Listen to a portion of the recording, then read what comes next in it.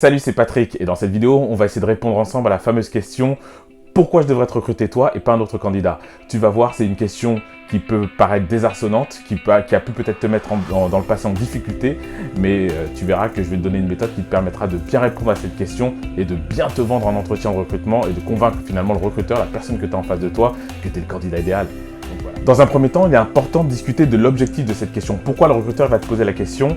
Pourquoi toi? Pourquoi je devrais te recruter toi et pas un autre candidat? En vérité, cette question, elle a trois objectifs. Pour le recruteur, c'est de voir trois choses se dégager finalement du candidat.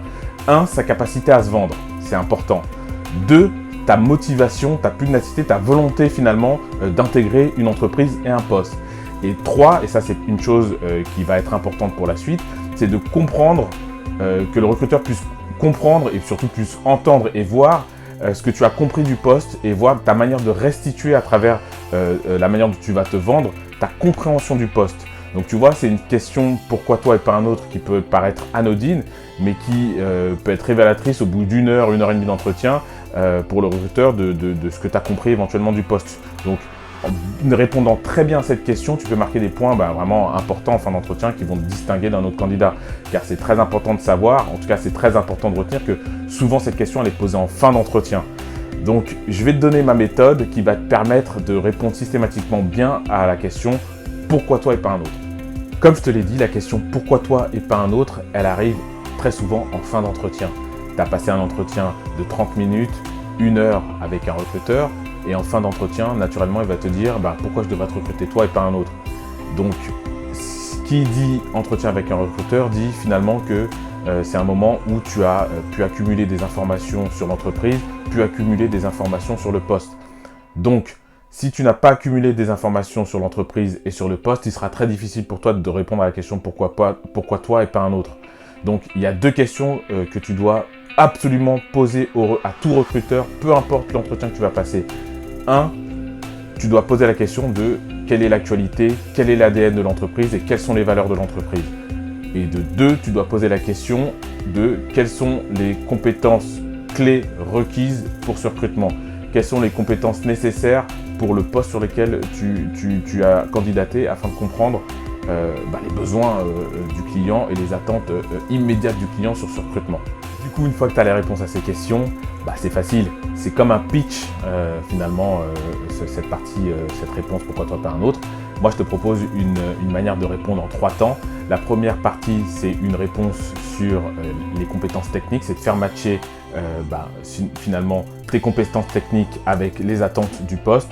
La deuxième chose, c'est de faire matcher les valeurs de l'entreprise et l'esprit de l'entreprise ou l'esprit de l'équipe ou de la manière dont l'entreprise évolue avec ton esprit d'équipe, tes valeurs humaines.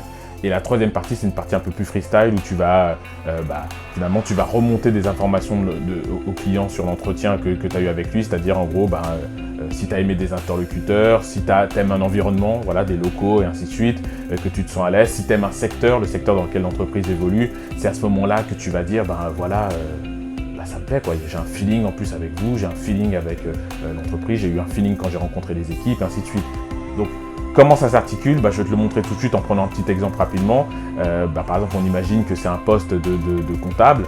Tu vas dire tout de suite, monsieur le client, pourquoi moi et pas un autre?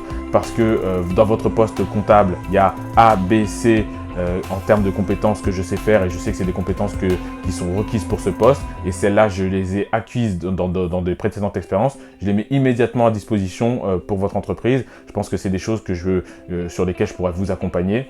De 2, j'ai cru comprendre que vous travaillez en équipe, on est dans une start-up, et dans votre start-up, on travaille en équipe, il y a un esprit de famille, un esprit bon enfant, c'est quelque chose, je suis très sensible finalement à cet esprit, à cet environnement-là, à l'univers dans lequel vous travaillez. En plus, vous avez des perspectives de croissance qui m'intéressent. On imagine que c'est un grand groupe, par exemple, vous pourriez mettre aussi en avant que vous êtes un grand groupe. Je pense que c'est un poste sur lequel on ne travaille pas forcément en équipe tous les jours, les uns à côté des autres, mais il y a beaucoup de rapports d'équipe, on s'envoie des mails, on se téléphone, c'est quelque chose qui m'intéresse. Le poste est très international et moi, c'est important pour moi de pouvoir évoluer dans un milieu international où je peux parler anglais, vous voyez là. Et puis la troisième partie, ça c'est la partie qui est un peu plus freestyle. Bah voilà, j'ai apprécié l'entretien avec notamment l'opérationnel que j'ai pu rencontrer. On est de la même école, ou alors on a des atomes crochus, on a parlé, j'ai eu un bon feeling, j'ai vu les équipes, j'ai vu l'environnement dans lequel vous travaillez sur des technologies que j'apprécie. Vous avez vu que c'est une réponse en 3 temps, c'est comme un pitch, ça doit être percutant. C'est le moment où tout de suite vous devez montrer au client que ça match, et en plus du fait que ça match, que vous y apportez, on va dire, le petit détail qui fait que le feeling, le goût que vous avez pour l'entreprise, pour le client, pour son activité, pour les équipes, s'il y a eu un feeling particulier, des gens sont de la même promo, ou un parcours qui sont similaires, qui fait écho au vôtre, des perspectives d'évolution et ainsi de suite. C'est à ce moment-là, du coup, de ce pitch-là que vous devez être percutant. Voilà, c'est terminé. J'espère que cette vidéo t'a été utile. N'hésite pas à t'entraîner, c'est très important. C'est des choses qui vont rentrer, mais que si tu t'entraînes. Et puis, n'oublie pas du coup de partager en commentaire ton expérience. Abonne-toi, il y aura d'autres vidéos qui vont venir sur des sujets de recrutement et sur plein d'autres sujets. Et puis à très bientôt pour une prochaine vidéo. Salut, ciao!